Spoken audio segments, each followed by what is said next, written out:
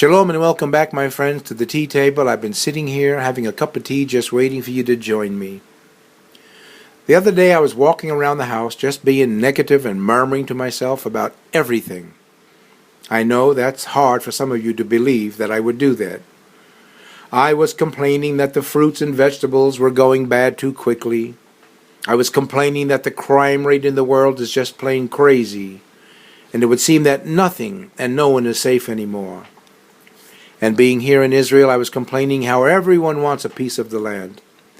I was really complaining how our neighboring nations wanted to get rid of the inhabitants of Israel as soon as the two groups got done killing themselves off.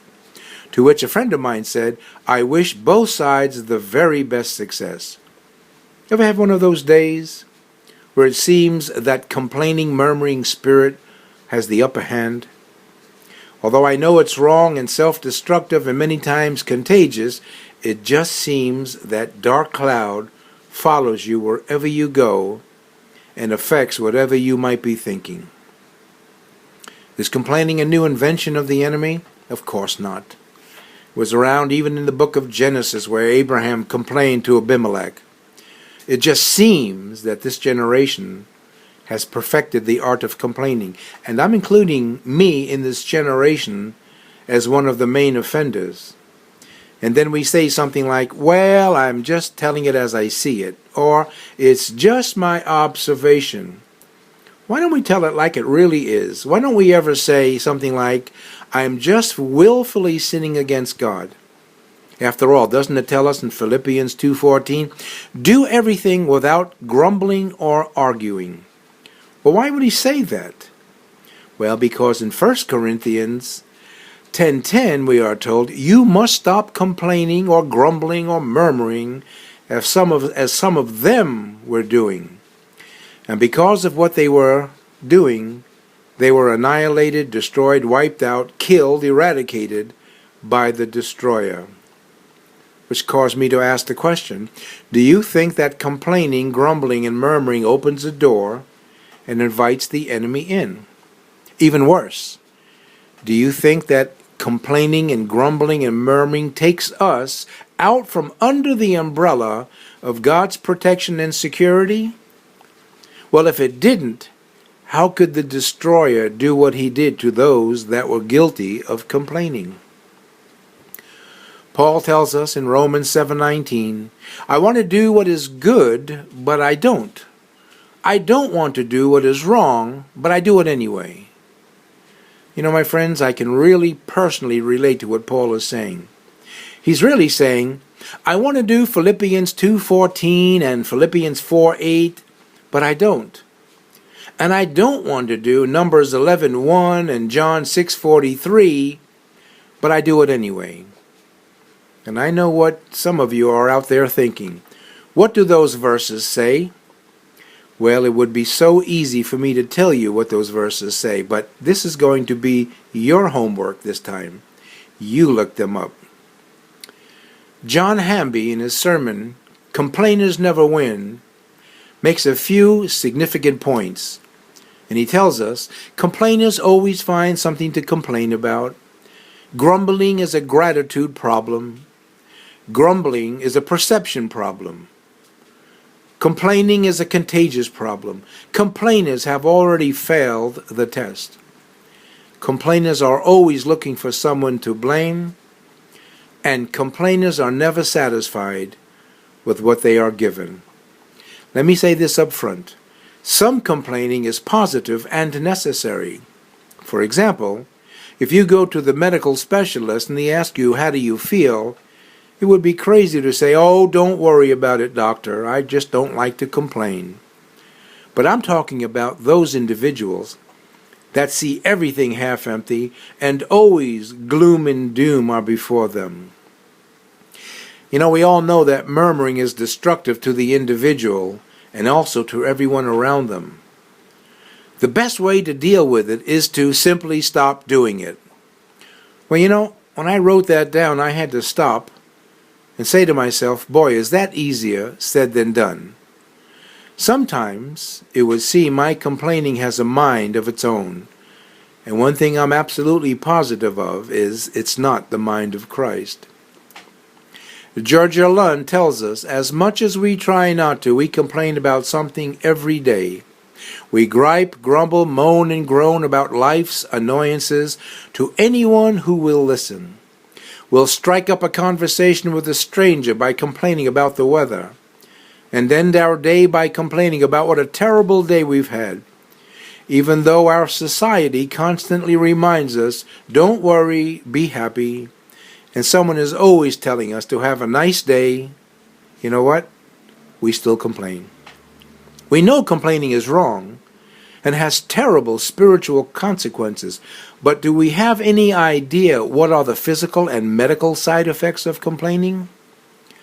Alexander Kurolf, speaking on complaining, made some really significant points when he said, complaining makes things look worse than they are when people complain. They focus only on what's wrong. It becomes a habit. The more you complain, the easier it gets. The more you focus on the negative, the harder it gets to switch into a positive mindset. You get what you focus on, according to Wikipedia. It says this: what you already believe influences your perception of everything around you. That's why constant complaining makes you see everything in a negative light, because your subconscious mind tries to make new observations to fit with what you already know. It makes people despondent. Not only does constant complaining make you see things worse than it really is, but because you're constantly hearing stories of how bad things are and how they're constantly getting worse, it also destroys all hope that things can get better. What else does it do? Well, it kills innovation. Because the situation looks so hopeless, people become less creative and innovative. What's the point of coming up with ideas and implementing them? It's never going to work anyway. It favors negative people. The way to get status among complainers is to be the most negative. Any attempt to be positive or cheerful will be shot down, and optimists will accuse of being a Pollyanna, naive, and unrealistic. It also promotes bad relationships. People who complain together unite against the world and can create strong internal relationships based on this. But these relationships are based mostly on negative experiences, and that is not healthy. As a matter of fact, pessimism is bad for you. Psychologist Martin Seligman showed in his groundbreaking research in positive psychology that people who see the world in a positive light have a long list of advantages, including they live longer, they're healthier, they have more friends and better social lives, they enjoy life more, and they're more successful at their work. We sometimes think that complainers have the edge because they see problems sooner.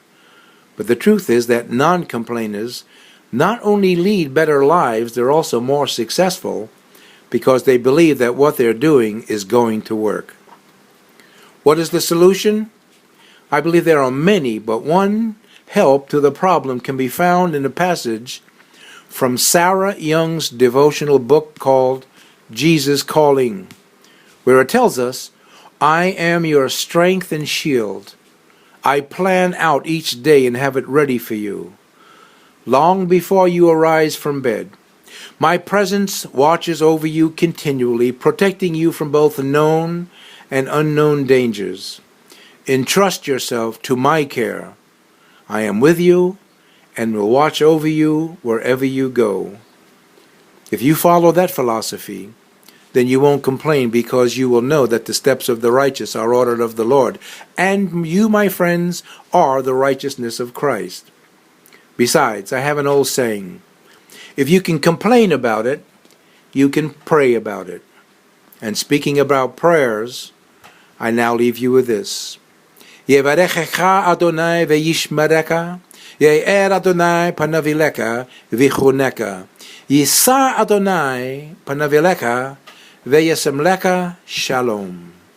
The Lord bless you and protect you. The Lord cause the light of his face to shine upon you and be gracious to you. The Lord turn his attention to you and give to you his peace. God bless you, my friends. Have a wonderful day. Have a great day and be happy.